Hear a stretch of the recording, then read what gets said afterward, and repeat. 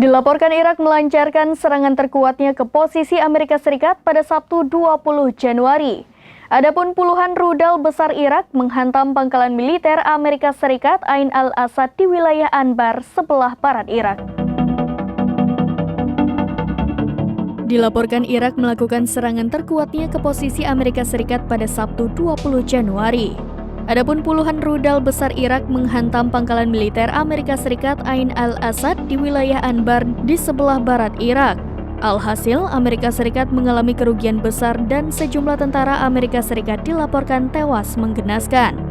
Dilansir dari tribunnews.com, hal itu telah dikonfirmasi oleh perlawanan Islam di Irak.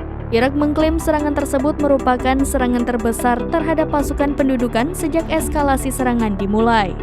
Pasalnya, dalam serangan tersebut, Irak menggunakan 10 rudal berat untuk mengepung pangkalan militer Amerika Serikat.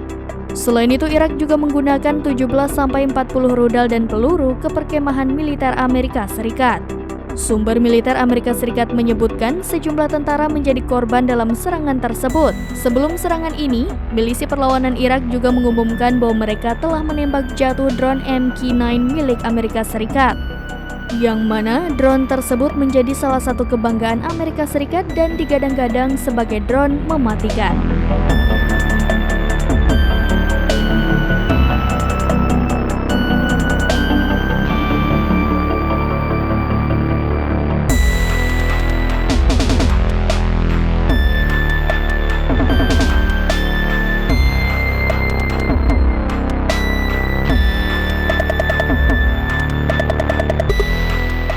Demikian informasi terkini, Syederalun saksikan terus berita lainnya di kanal YouTube Serambi News, website dan Facebook serambinews.com. Download Tribun X sekarang, menghadirkan lokal menjadi Indonesia.